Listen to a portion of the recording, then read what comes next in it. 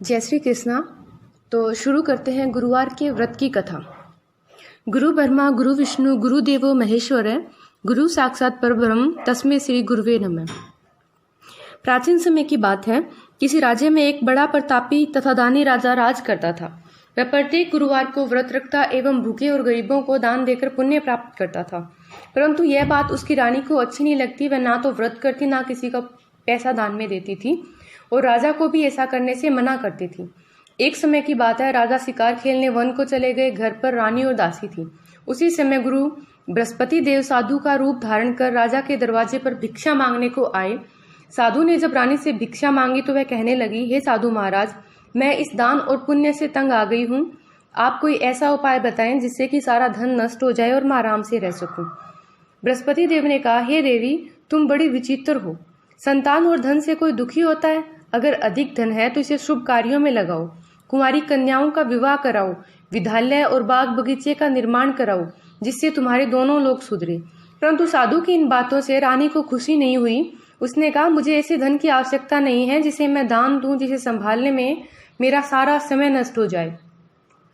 तब साधु ने कहा, यदि तुम्हारी ऐसी इच्छा है तो मैं जैसा तुम्हें बताता हूँ वैसा ही करना। बृहस्पतिवार के दिन तुम घर को गोबर से लीपना, अपने केसों को पीली मिट्टी से धोना, केसों को धोते समय स्नान करना, राजा से हजामत बनाने को कहना, भोजन में मांस मदिरा खाना, कपड़ा धोबी के यहाँ धुलने डालना। इस प्रकार 7 बृहस्पतिवार करने से तुम्हारा समस्त धन नष्ट हो जाएगा। इतना कहकर साधु रूपी बृहस्पति देव अंतर्धान हो गए। साधु के कहे अनुसार रानी को केवल 3 बृहस्पतिवार ही बीते थे कि उसकी समस्त धन संपत्ति नष्ट हो गई। भोजन के लिए राजा का परिवार तरसने लगा। तब एक दिन राजा रानी से बोला, हे रानी, तुम यहीं रहो, मैं दूसरे देश को जाता हूँ, क्योंकि यहाँ पर सभी लोग मुझे जानते हैं। मैं कोई छोटा कार्य नहीं कर सकता। ऐसा कहकर राजा परदेश चला गया। वहां वह जंगल से लकड़ी काट कर लाता, शहर में बेचता, इस तरह अपना जीवन व्यतीत करने लगा। इधर राजा के प्रदेश जाते ही रानी और दासी दुखी रहने लगी। एक बार जब रानी और दासी को 7 दिन तक बिना भोजन के रहना पड़ा तो रानी ने अपनी दासी से कहा, हे दासी, पासी के नगर में मेरी बहन रहती है, वह बड़ी धनवान है, तो उसके पास जा कुछ ले आ ताकि थोड़ा बहुत गुजर बसर हो जाए। दासी रानी की बहन के पास गई। उस दिन बृहस्पतिवार था और रानी की बहन उस समय बृहस्पतिवार व्रत की कथा सुन रही थी। दासी ने रानी की बहन को अपनी रानी का संदेश दिया, लेकिन रानी की बड़ी बहन ने कोई उत्तर नहीं दिया। जब दासी को रानी की बहन से कोई उत्तर नहीं मिला तो वह दुखी हुई और उसे क्रोध भी आया। दासी ने वापस आकर रानी को सारी बात बता दी। सुनकर रानी ने अपने भाग्य को कोसा। उधर रानी की बहन ने सोचा कि मेरी बहन की दासी आई थी, परंतु मैं उससे नहीं बोली। इससे वह बहुत दुखी हुई। कथा सुनकर पूजन समाप्त कर वह अपनी बहन के घर आई और कहने लगी, हे बहन, बृहस्पतिवार का व्रत कर रही थी, तुम्हारी दासी घर आई थी, परंतु जब तक कथा होती है तब तक ना उठते हैं ना बोलते हैं, इसलिए मैं नहीं बोली। कहो दासी, क्यों गई थी? रानी बोली, बहन, तुमसे क्या छिपाऊं, हमारे घर में खाने तक को अनाज नहीं था। ऐसा कहते कहते रानी की आंखें भर आई। उसने दासी समेत पिछले 7 दिनों से भूखे रहने तक की बात अपनी बहन को विस्तार पूर्वक सुना दी।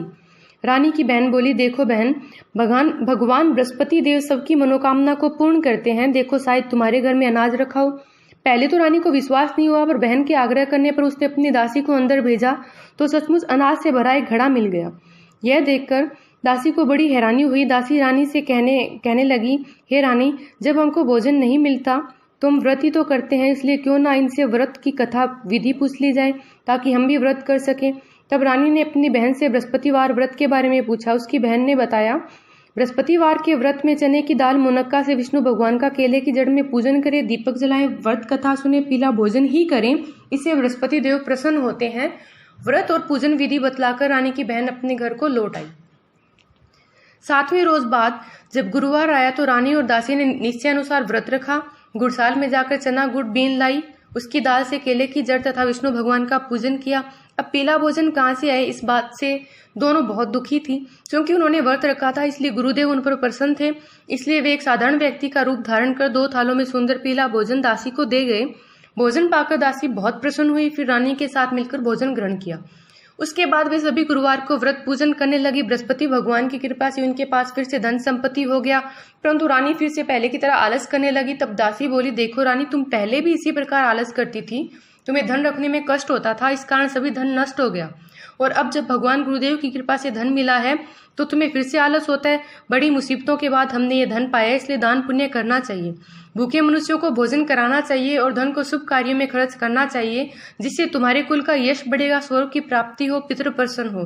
दासी की बात मानकर रानी अपना धन शुभ कार्यों में खर्च करने लगी, जिससे पूरे नगर में उसका यश फैलने लगा।